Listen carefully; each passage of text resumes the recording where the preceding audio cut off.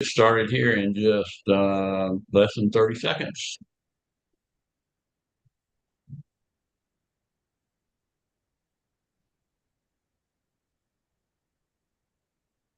Guys, getting ready for the big 4th of July. Got to get those packages in so we can fund them before Friday. Yes, yes, yes. All right, Wade, we are live on YouTube and we're live on Zoom. All right, hey guys, this is going to be a little bit shorter one, but I want to show you a couple slides, and we're going to talk about seeding your clients, and I'll show you what I mean by that in just one second here.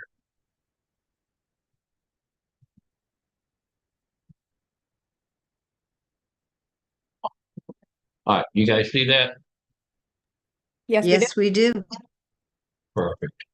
All right, I'm going to talk today about what we call seeding new applicants for future funding. When we send an offer, this is really what the offer is going to look like. And then I'm going to tell you the steps on how we do it.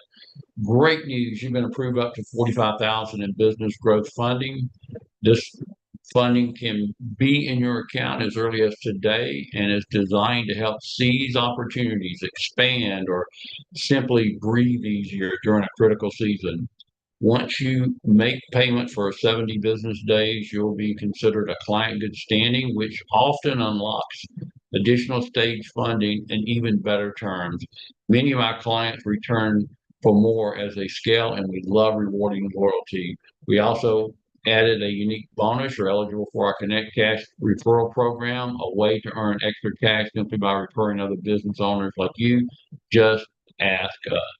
And then we lay out what the offer is all about. If you'll look at this, what we call seeding the for future funding, um, we talked to them about being able to get 45, and being able to breathe easier. We talked to them about, hey, listen, I know you wanted 60. But this is 45. Here's the great news: after 70 business days of making those weekly payments, you become a client that's standing, and oftentimes that's going to unlock additional stage funding. So we're always talking about that. And then we're moving toward the referral side of things on the Connect Cash. When it comes to your offers, there's a call, text, email process. David got to spend some time taking some of the things, duties on that I'm responsible for when I was on vacation last week. And one of those was talking to some of the clients, not all of them, but some of them. So here's the process. Step one, we actually call the client to go over the offer. And while we're on the phone with them, we wait until they receive the offer in their inbox before we go over it. In other words, we call them. If they answer, we say, listen, great news. We got you an incredible funding offer. And then I immediately hit the send button. And then we wait together on the phone with the client to go over that offer. Many times, and if not most, we won't get an answer, but we don't want to just hold on to the offer. So if they don't answer, we're going to leave a detailed voicemail about what I just talked to you guys about, and then we're going to email and text the client their offer. We're going to tell them we need to talk now. Let's call me. Let's go over the offer. And then step three is if we just can't get them on the phone and talk to them, we're going to continue calling, texting, emailing until we receive a response. And if we can't get the client on the phone to talk about the offer at all, then we're going to get you on the phone as the broker to see if you can kind of help us through the process. So step one is we're trying to get them on the phone to talk about and go over the offer. That is the perfect scenario. Step two is they don't answer, which is a lot of the time, but we don't want to hold on to the offer. We're going to give them details about it. Then we're going to say, hey, we need to talk about these offers. Then we're going to email and text them until we can get them on the phone to give us an answer. And if all that fails and they have gone silent, we're going to contact you as the broker so that we can get on and talk to the client if you have a connection. So that's just the pro tip of the day is when you get an email that you have a client, and you know them, and you have, and this is one that was come from a warm market. Reach out, talk to them, and say, "Hey, I see you got that in. You're going to get the professionals are going to be calling you, or even if you it's a cold call one that answered an ad, you can still let them know to expect our call and that sort of thing." So, do you have any questions about this at all, or do you have any questions at all about anything having to do with funding? And I mean bigger funding, not the giggle funding. We had a Let's see. question in the chat, Wade, and I didn't know if you wanted to touch on this. The question is, if a business owner lives in the Philippines, can we still help? So No. if Well, if they're a U.S. citizen and their business is in the U.S., we can help. But if they can live in the Philippines, if they're a U.S. citizen and their business is in the U.S., but we can't if they're not. Perfect, thank you. And Rebecca, I would say if you can send that into support, that's something that I would just want to check in to be sure that they completed their application and all of that. So that's more of a support question.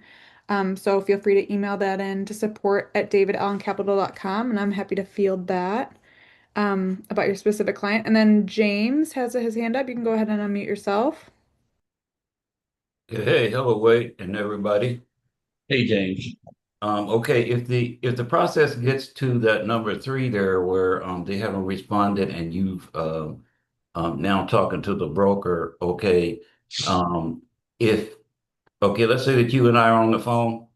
Okay, at that time, is it better to three-way from me trying to contact them, or should you just have notified me and then we get off the phone and I call them direct? Which one of those ways would probably be the most effective? Well, I'd rather just talk to them one on one myself, but three-way is okay if you can if you're going to be able to get me on the phone. But if you could, more importantly, if you could just let them know we'll be calling from either an 864 or an 803 number, 864 or an 803 number, and I'll call them right then. That way, I mean, I'm really busy, so you won't always get me.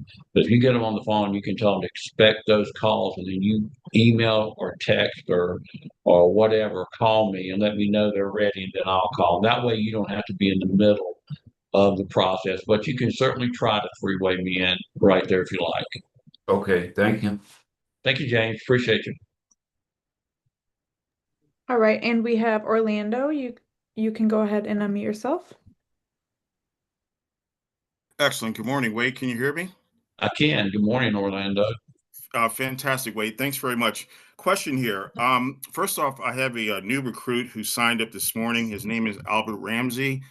He's in Toronto, Canada, and naturally, one of his questions are, where are we in terms of being able to fund businesses in Canada, in terms of just working with other funders in that space?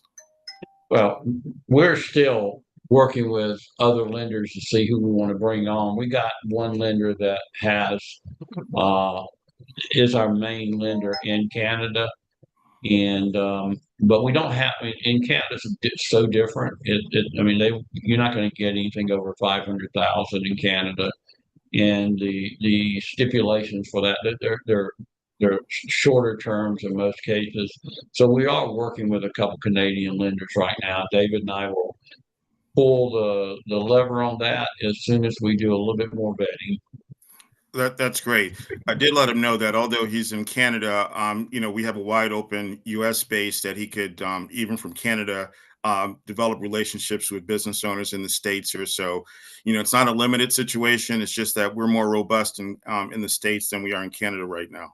The other thing about the Canadian market, just so you know, it's like a 70% exchange rate, and not to the advantage that we want. So a $10,000 funding would probably be more like a $7,000 funding, and because in Canada, and though we pay commissions in U.S. dollars, when the conversion happens, the commissions let's say they're 12 points, they're not going to be 12 points. It's going to be 70% of that on the conversion. So that's a little bit tricky. Got it. Wade, thanks a lot. Appreciate you always. Thank you. Thank you, man. Well, I don't see any other questions. I really appreciate you guys. I took a week off last week. Really busy now, and get those packages in. I see Jose's got his hand up. We'll take one more question, and we'll go. Good morning, Wade. Good morning.